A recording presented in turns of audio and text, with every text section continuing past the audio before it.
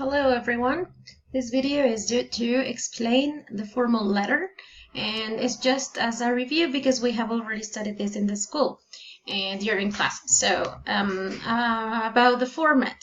The format of a formal letter must be like this. At the end, when you finish writing your letter, it should be like this.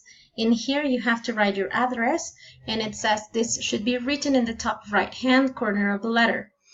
Here in this part is the address of the person to whom you are writing, and it is written on the left. Here it's the date, and you have to write this on the right before the salutation, and after the date on the left hand you have to write a salutation. Here you write the greeting, and so you can start your letter. Here is the first paragraph. As you can see, is short. The second and the third paragraph, depending on the number of words that the IB is asking you, or Cambridge, depending on the exam that you are presenting, is the number of paragraphs that you are going to write. In this case, there are 3 paragraphs: the first one, the second, the third one, and the final sentence, which is the farewell. And finally, the signature. Here I had a mistake. Sorry. So this is basically the format. The structure. What about the structure? I'm going to explain a little bit about it.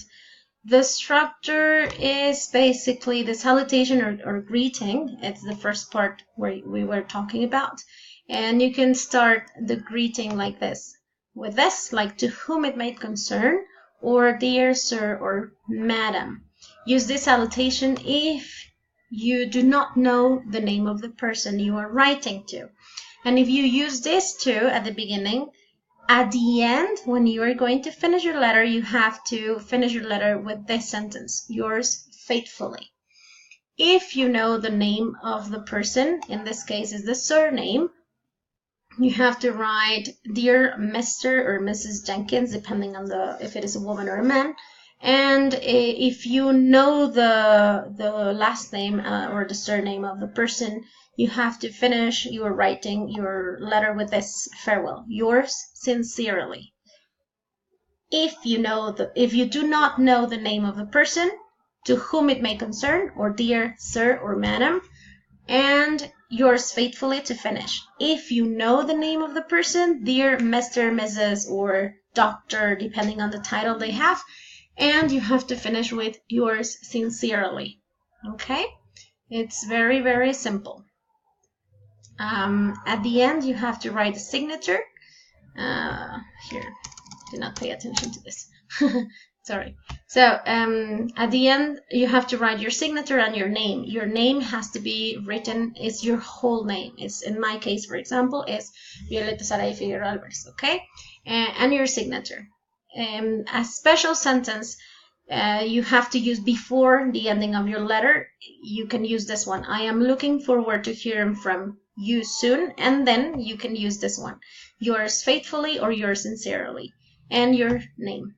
About the content. In the first paragraph, it should be short and state the purpose of the letter: to make an inquiry, complaint, request, or whatever they are asking you to do.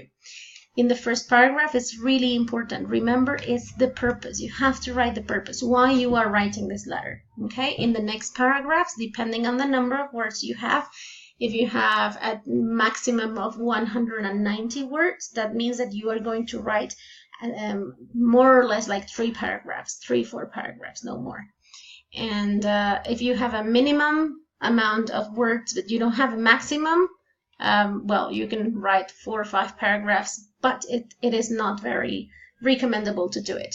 Why? Because letters normally are short. But well, in the next paragraphs, it says in the middle of the paragraphs in the middle of the letter should contain the relevant information behind the writing of the letter. Most letters in English are not very long, so keep the information to the essentials and concentrate on organizing it a clear, logical manner rather than to expanding too much. It's okay if you want to give reasons, but do not give a lot of information that is not necessary. Just keep it to the essentials, okay? And the last paragraph of a formal letter should state what action you expect the recipient to take or to refund, or to send you information, or whatever you're asking to the person you are writing to. Okay, so that would be the last paragraph.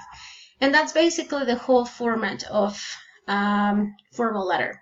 If you have any questions, you can rewatch the video, and if you still have questions, you can send me an email. You already have my information. So I'll see you later in class. Bye.